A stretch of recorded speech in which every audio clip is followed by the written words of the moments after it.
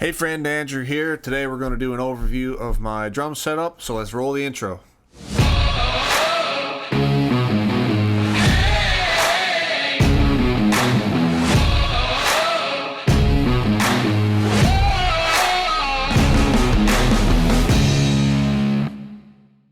Well, welcome into my home studio. Today we're going to do an overview of my drum system, but before we get started, I have a couple free things I would like to give you just for watching this video today. So the first one is my home studio construction blueprint. So this is my second home studio now that I've built, and I put together a blueprint guide on the 10 steps to follow to construct a home studio. You can head over to my website at andrewpeachmusic.com/studio-blueprint to grab a copy of that. Hopefully that's helpful to you. The second one is my home studio outfitting guide.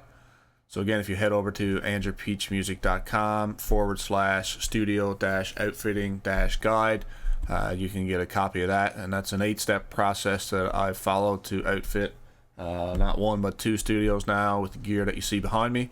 It's hard to stay on budget sometimes when you're trying to outfit a home studio or a semi-professional home studio, so hopefully that guide will be helpful to you if you're interested in doing one of those 2 things. So as I said, today we're going to jump in and do an overview of my drum setup. First we'll head out in the live room and we'll take a look at the kit, and I'll show you all the gear that I have out on that side, and then we'll come back into the control room and we'll take a look at the settings I have for the drum channels. I have 11 drum mics that I'm using right now, and then I'll do some playing later on. We'll come back and I'll outline what I'm going to do there. So let's take a look at the kit. Alright, we're in the live room now for a tour of my drum setup. I've got a Pearl Export Series kit. See there. Kick drum is 22 by 18. And I've got the stock Pearl head on the front. I've got a kick port installed there on the front. Just a little more punch. Move around to the back.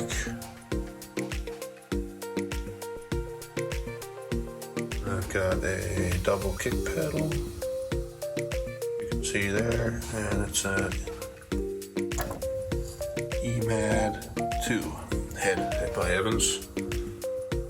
And the batter side snare, it's 14 by 6. Just came with the kit, stock snare. It's got a ST Dry on top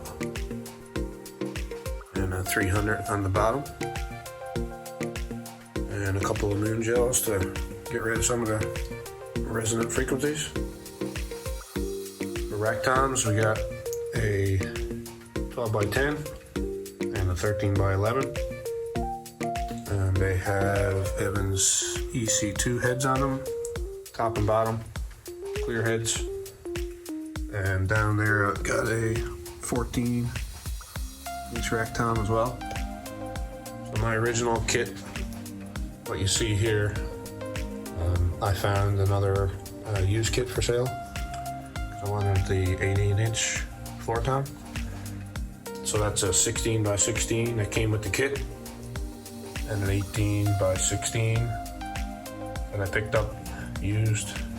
And there was an extra kick drum which is put away, and that's 14-inch rack tom. So that's got a frosted head, both EC2 heads. There's a frosted head on the 18, but I got a clear one ready to go. There are hi-hats. Right now I have a 14-inch AAX accelerator hats by Sabian. There are cymbals, AAX V-Crash. I got a 16 on the left side and an 18 on the right side.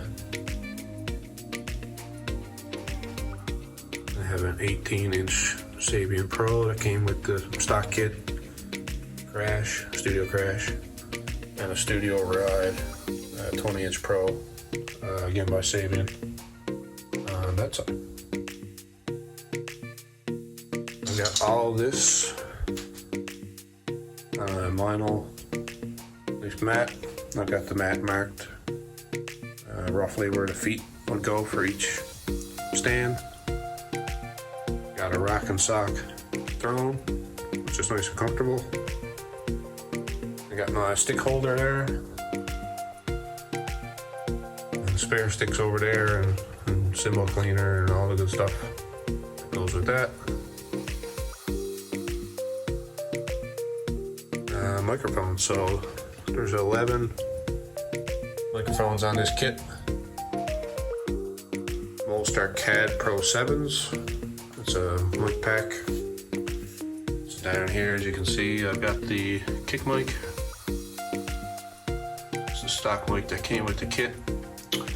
On the snare, I have two SM57s, one on top and one on bottom. On the rack toms, just a stock mics on each one, as you can see. Then I've got a condenser, pencil condenser on the hats that I move around depending on the sound that I want. If I need to grab some more image of the hats. And over this side I have another condenser poked in there. I'm looking for some sharp rod sounds. And then I have the two overheads top. And they all go into Snake.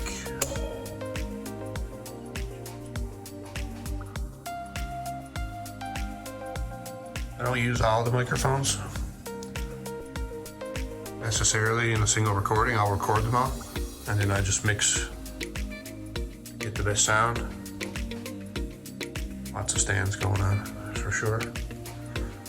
And finally, I have a talkback microphone, so the drummer can talk to the band as needed.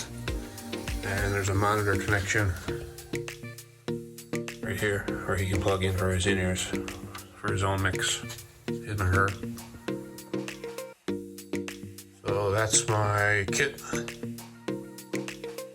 So here we are in the control room.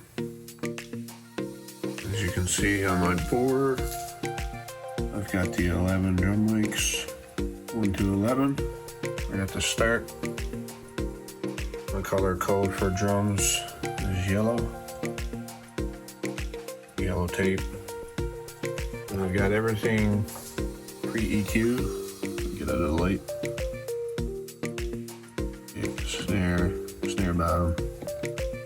Most of them are pre-EQ'd going into the DAW. It gets rid of any harshness. On some of the channels I'm running gates, compressors. Since I moved into this studio, I haven't had the chance to go through and scrub everything. Especially with the COVID restrictions, I need a second person to do that. So that'll be done hopefully in the near future.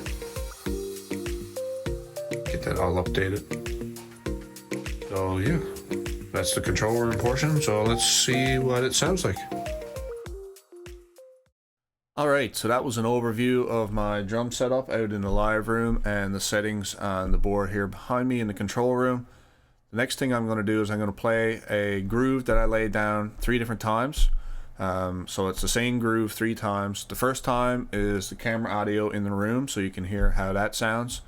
The second time is into the DAW, but there's no settings, there's no EQ, no compression, no nothing. It's just dry, so you can hear what's coming out of the board, pre-filtered, going right into the DAW. And then the third time around is the DAW with all the processing, EQ, compression, limiters, reverb and everything added. It'll let you see how it sounds, both in the room, dry into the DAW, and wet coming out of the DAW. So let's take a look.